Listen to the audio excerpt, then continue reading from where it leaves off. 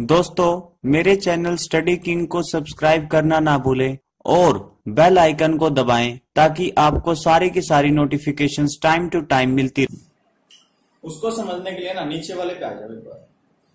मैंने लिखा आई don't like ए और बी। इसका मतलब पता है क्या? इसका मतलब मुझे ना तो ए पसंद ना बी पसंद, ठीक है ना? ये मतलब हो गया। I don't like A and B, इसका मतलब कॉम्बिनेशन, समझ रहे हो? जब ए और बी को एक साथ लेके आए ना तो मुझे पसंद नहीं है, ठीक है? जैसे मान लो नीचे से वो बेटर समझ आएगा। आई डोंट लाइक टी और बिस्कुट, ठीक है? मुझे चाय पसंद नहीं है, मुझे बिस्कुट पसंद नहीं, ठीक है? लेकिन नीचे वाले का पता है क्या मतलब? आई don't like T and biscuit, इसका मतलब ये है कि कॉम्बिनेशन। चाय के साथ बिस्कुट पसंद नहीं, बिस्कुट क्या पता मैं वैसे खाऊं तो मुझे पसंद हो, चाय क्या पता अकेले लूं तो पसंद हो, ठीक है? ऊपर वाले का मतलब है चाय पसंद नहीं है, बिस्कुट भी पसंद नहीं है। नीचे वाले का मतलब भैया उनके कॉम्बिनेशन पसंद नहीं है, ठीक है? समझ आई बात? तो अब हमें समझना ये है कि हमें ऊपर, अब सेंटेंस को देखो, अगर ये मीनिंग तुम्हें क्लियर हो गया, अब इस सेंटेंस पे जाओ और अब समझने की कोशिश करना है इसको, और अब बताओ।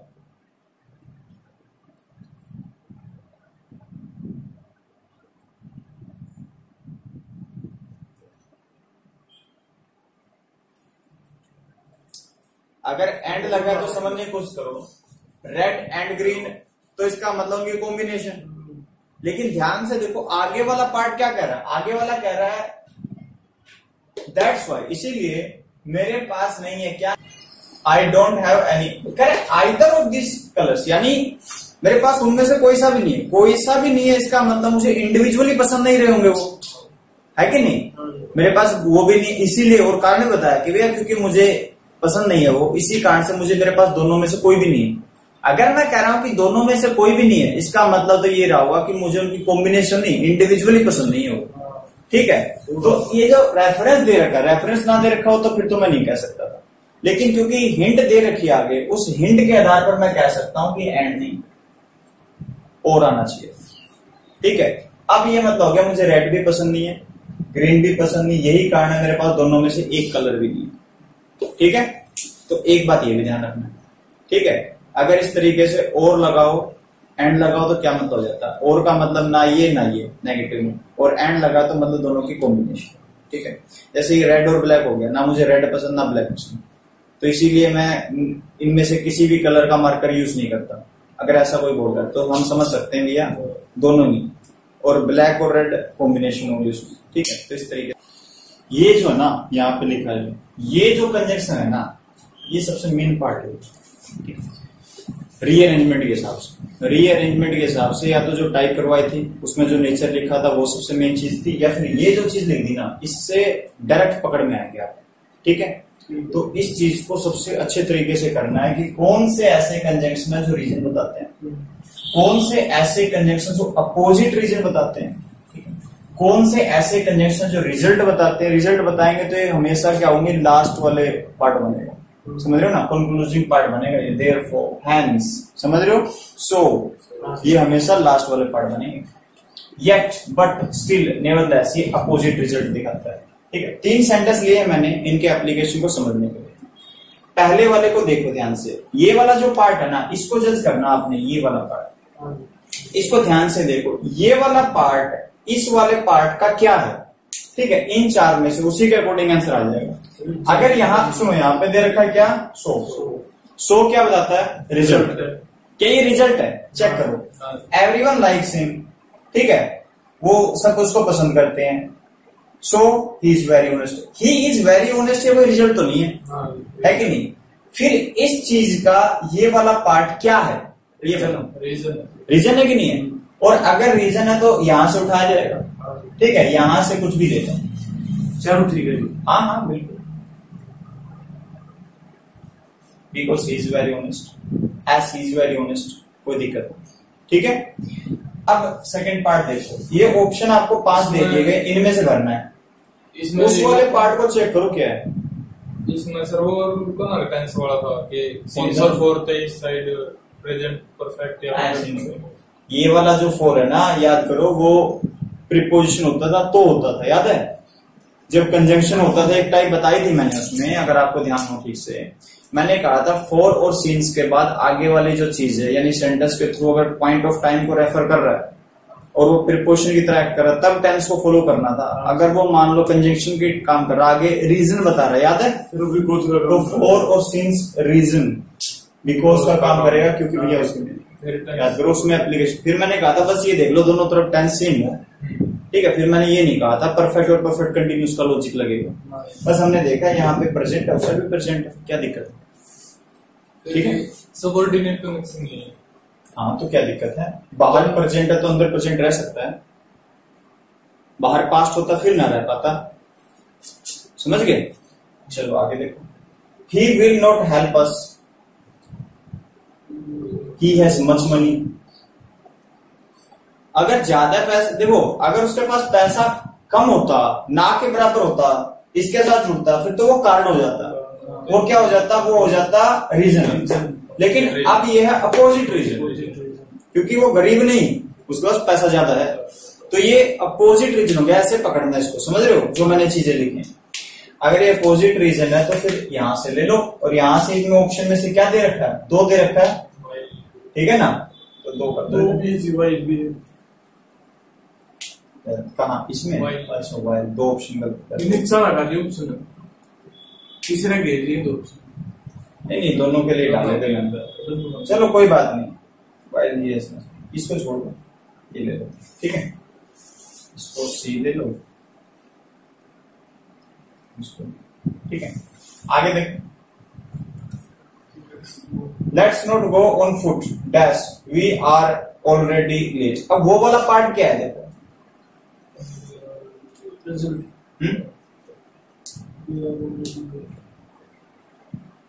रिजल्ट है, रीजन है? भैया ये कह रहे हैं हमें पैदल नहीं जाना चाहिए, कारण वो है ना कि हम पहले ही लेट है।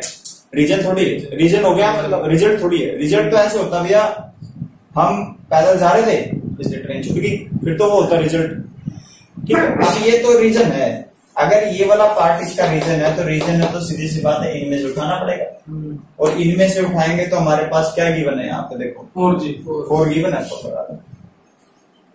ठीक है? 4 वी आर ऑलरेडी। पढ़ने में इतना अच्छा नहीं लग रहा है, बट लॉजिक ये भैया रीजन यही बताता है, बाकी ऑप्शन है ही नहीं कोई ऐसा, ठीक है? तो इस तरीके से करना है। ये जो 4 कीवर्ड आपको दिए है ना, ये सबसे इंपॉर्टेंट है, इनको पढ़ना है, ठीक है? PQRST में बहुत ज्यादा काम आएगा। जब मैं आपको PQRST कराऊंगा, कंजंक्शन सबसे ज्यादा हेल्प करते हैं। एक पेयर मिलते ही आपके या तो 2 ऑप्शन एलिमेंट हो जाते हैं या डायरेक्ट आंसर मिल जाता है, ठीक है? तो जैसे मान लो 2 सेंटेंस थे, अगर 2 सेंटेंस को जोड़ना है ना तो कंजंक्शन एक ही लगेगा बीच में, ठीक है? 2 नहीं लगा सकते, समझ गए? 2 चीजों को जोड़ने के लिए एक कंजंक्शन का ही इस्तेमाल किया जाता है, ठीक है? अब ध्यान से देखो, यहां पर मेरे पास है एस ओ एस, ये कंजंक्शन है, ठीक है? हालांकि ये कंजंक्शन नहीं है, ठीक है? लेकिन इन दोनों की सेंस एक निकल रही है, दोनों के दोनों टाइम पे फोकस करते हैं, ठीक है ना?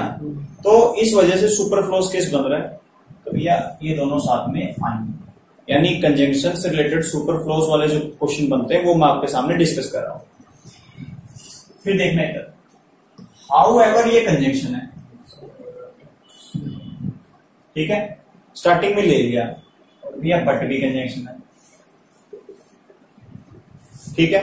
2 कंजंक्शन नहीं चाहिए हमें, कंजंक्शन चाहिए 1। और याद करो मैंने क्या बताया था आपको, हम लेफ्ट टू राइट पढ़ना शुरू करते हैं, correction should be done from right to left, ठीक है?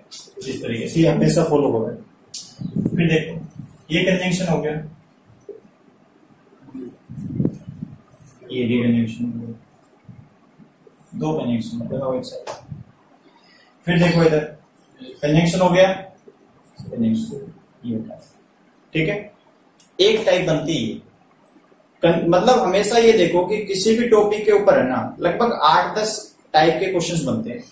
हर टाइप को अच्छे से ऑब्जर्व करो, उसके पीछे क्या लॉजिक है, ताकि उस टाइप से कोई भी क्वेश्चन आए ना कर लो। जैसे मैथ में होता है ना, ये इस तरह के क्वेश्चन भी बनते हैं, इस तरह के, बाद में स्टेटमेंट कुछ भी आ जाए कोई दिक्कत नहीं। सेम कहानी कुछ कुछ यहाँ बनती है। कंजंक्शन के ऊपर एक पैटर्न होता है कि इसी पैटर्न पे क्वेश्चन आते हैं, ज्यादातर तो पेयर बेस्ड ही होते हैं, ठीक है।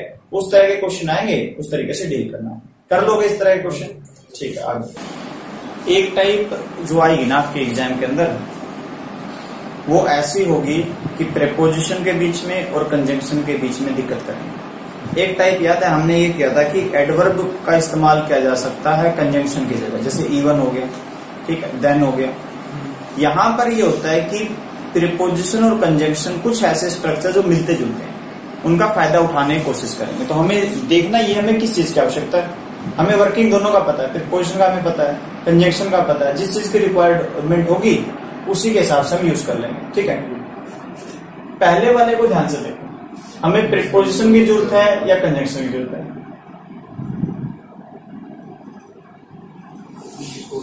देखो याद है प्रीपोजिशन का एक कॉन्सेप्ट हमने पढ़ा था भैया, प्रीपोजिशन के बाद जो होता है उसको ऑब्जेक्ट आता है, ऑब्जेक्ट के अंदर क्या होना चाहिए? नाउन क्या होना। बस ये देख लो आगे क्या दे रखा है, देयर हार्ड वर्क है, तो देयर पॉजिटिव केस हो गया। अगर ये पॉजिटिव केस है तो सीधी सी बात है ये वाला नाउन रहा होगा, ये नाउन हो गया। अगर ये नाउन है तो इसका मतलब मुझे यहाँ पे प्रीपोजिशन चाहिए थी जो बिल्कुल सही है, ये इसका ऑब्जेक्ट हो गया, ठीक है, ये बिल्कुल करेक्ट है। अब सेकंड पे आ जाओ, they will succeed because of they work hard. अब ये तो पूरा का पूरा एक सेंटेंस सब्जेक्ट वर्ब हो गया, ये यहाँ पर भी आपको का सब्जेक्ट और वर्ब मिल रहा है, तो इसका मतलब तो दो इंडिपेंडेंट आपके क्या किए जा रहे हैं, जो सेंटेंसेस दो क्लोज कर लो उनको क्या किया जा रहा है, मिलाया जा रहा है। तो यहां पर हमें क्या चाहिए? कंजंक्शन चाहिए, और अगर कंजंक्शन चाहिए तो फिर तो ये हट जाएगा इधर से, क्योंकि बिकॉज जो है ना वो कंजंक्शन है, बिकॉज ऑफ तो उसको प्रीपोजिशन बना दो। क्लियर है? इस तरीके से यूज करना आप।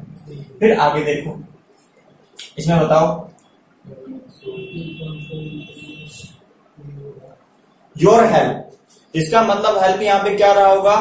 नाउन, समझ गए? तो इसका मतलब अगर आगे नाउन है तो यहाँ पर क्या चाहिए आपको? प्रीपोजिशन। कंजंक्शन तो अगर मान लो नाउन है तो इस साइड भी उसको नाउन चाहिए था, जबकि इस साइड पूरा का पूरा सेंटेंस क्लोज कर लो, क्लोज है, तो यहाँ पर ये नहीं चाहिए, यहाँ पर चाहिए विदाउट, ठीक है। और अब अगला देखो, they can't solve it you help them, तो दो को कनेक्ट किया गया, कनेक्ट करेगा तो कंजंक्शन का इस्तेमाल करो, ठीक है, ऐसे यूज करना है। फिर आगे देखो, they will respond in case help, they will respond in case help. अब हेल्प यहाँ पर है नाउन, अगर नाउन है तो यहाँ पे मुझे चाहिए प्रीपोजिशन, तो यहाँ पे इन केस ये इस्तेमाल किया जाएगा, ठीक है, ना कि कर लोगे। एक टाइप आपकी आती है, ध्यान रखना, देखो जिसके साथ ऑफ लगा है, ऑफ वैसे प्रीपोजिशन होता है, वो प्रीपोजिशन होगा, ठीक है, इस तरीके से करना है।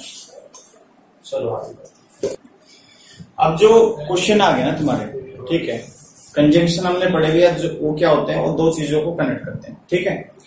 कुछ कंजंक्शन ऐसे होते हैं जो पेयर में एग्जिस्ट करते हैं, उनकी एक पर्टिकुलर पेयर होती है जो उसी के साथ अब आते हैं, ठीक है। बस एक जो टाइप बनती है आपके क्वेश्चन की, एरर जो आते हैं वो आते हैं पेयर बेस्ड, ठीक है। तो आपको याद ये रखना है कि जो बिटवीन होता है ना, उसकी पेयर क्या होती है? एंड। एक होता है फ्रॉम, फ्रॉम की पेयर होती है, तो यहां बिटवीन आ गया, तो बिटवीन के साथ टू नहीं, एंड, ठीक है, ये बात है। अच्छा, आपके माइंड में ये भी हो सकता है कि सर बिटवीन को हटा के फ्रॉम क्यों नहीं रख दिया, ठीक है ना? तो यहां चल तो जाएगा, जैसे फ्रॉम मान लो कि मैं दो से, इसकी मीनिंग में देखना क्या डिफरेंस आता है। बिटवीन 2 and 5 का मतलब तो ये हो गया, जैसे मान लो ये 2 है और ये 5 है, ठीक है ना? तो बिटवीन का मतलब इसके बीच में कभी भी, और फ्रॉम का मतलब हो जाएगा 2 से लेके 5 तक। अब क्योंकि दोनों के दोनों लॉजिक फिट हो रहे थे इस सेंटेंस में भी, अब दोनों ही हो सकते हैं कि इतनी देर तक रेस्ट करते हैं या फिर इसके बीच में करते हैं, दोनों लॉजिकल हो सकते हैं, ऐसी बात नहीं है। लेकिन क्योंकि हम स्टडी कर सेंटेंस को पढ़ते हैं left to right, correction should be done from right to left, उस हिसाब से हमने लॉजिक लगाया। अगर दोनों पॉसिबल होते हैं तो हम उस साइड वाले को एरर मान देते। लेकिन कुछ स्ट्रक्चर ऐसे हो जाएंगे, जैसे देखो, the EMI will be deducted from your account from 20th and 25th every month. तो अगर मैं यहां पर फ्रॉम को देखते हुए यहां पे टू करूं तो पता क्या मतलब हो जाएगा, यानी यहां कोई चीज है, मान लो 20 है, तो 20 से लेकर 25 तक क्या कटेगी, ईएमआई तो एक बार होगी, ठीक है। उसके इसके बीच में हो सकता है कोई हॉलीडे वगैरह पड़ जाए बैंक का, ठीक है, वरना तो एक डेट को हो जाती है, हॉलीडे पड़ गया तो चलो भैया आगे कट गया, तो 20 से लेकर 25 के बीच में लगभग कट जाती है, ठीक है। तो बीच में बताना, तो यहां पर क्योंकि एक हमें रेफरेंस दे दिया, हिंट दे दी, तो उस हिंट के हिसाब से हमने काम करना है। तो अब इसको नहीं, इसको चेंज करेंगे, ठीक है, बिटवीन, ठीक है। हालांकि लॉजिकली तो यहां से सीधे पेयर हमने देखा गलत है, लेकिन क्योंकि पार्टीशनिंग ऐसे हो जाएगी, ये अलग पार्ट में वो अलग पार्ट में होगा, तो हमें देखना होगा हमें किस पेयर की जरूरत है। हमें ये तो पता है कि एंड इसके साथ आएगा नहीं, ठीक है। अब बात ये है कि इस पार्ट को चेंज करेंगे, इस पार्ट को चेंज करें, ठीक है। इस बात का खास ध्यान रखना। अगर लॉजिक दोनों का फिट होता है तो फिर वही वाला पार्ट गलत होगा हमेशा, लेकिन लॉजिक अगर एक पे फिट होता है तो जिसके फिट होता है वही पैटर्न बनाना पड़ेगा आपको, वही पेयर आपको फॉर्म करनी पड़ेगी। Both Ram as well as Shyam have gone abroad, याद है अब्रोड एक एडवर्ब था, ठीक है ना। अब्रोड के साथ नाउन का इस्तेमाल नहीं कर सकते थे, प्रीपोजिशन नहीं लगा सकते थे इससे पहले, ठीक है। तो इन चीजों का ध्यान रखना। तो वो तो ठीक है, वो एडवर्ब ऑफ प्लेस हो गया, लास्ट में आता है। बोथ के साथ याद है मैंने 2-3 चीजें बताई थी आपको, एंड लगना चाहिए। तो पहली बात देखो एंड नहीं है, नेगेटिव नहीं होना चाहिए, दो के लिए आना चाहिए, बाकी सब सही है, क्लियर कर लो। इसीलिए मैंने जैसे ही बोथ है मैंने उसी टाइम बता दिया कि आगे भी कोई दिक्कत ना है, ठीक है। तो याद रखना बोथ के साथ जो पेयर आती है ना वो क्या आती है आपकी, एंड आती है। पॉजिटिव स्टेटमेंट में यूज करो, दो के लिए इस्तेमाल करो, दो से ज्यादा के लिए भी इसका इस्तेमाल किया नहीं जा सकता, ठीक है। आगे देखो, दो के साथ ना बट की नहीं येट की कॉम्बिनेशन, सिंपल पेयर है, इसमें समझाने का कुछ भी नहीं है कि भैया इसके साथ ये पेयर आएगी, इसके साथ ये पेयर आएगी, इसमें डायरेक्ट क्वेश्चन आते हैं आपके, ठीक है। इधर देख लो, जो लिस्ट है ना इसके साथ इस्तेमाल किया जाता है शुड का, ठीक है।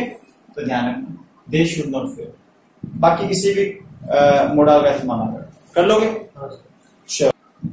तो दोस्तों अगर आपको मेरी वीडियो अच्छी लगी तो प्लीज आप अपने दोस्तों के बीच इसको शेयर करें, और सब्सक्राइब अगर आपने अभी तक मेरे चैनल को नहीं किया तो प्लीज सब्सक्राइब कर लें, और कमेंट करके बताएं कि आपको ये वीडियो कैसी लगी। शुक्रिया दोस्तों।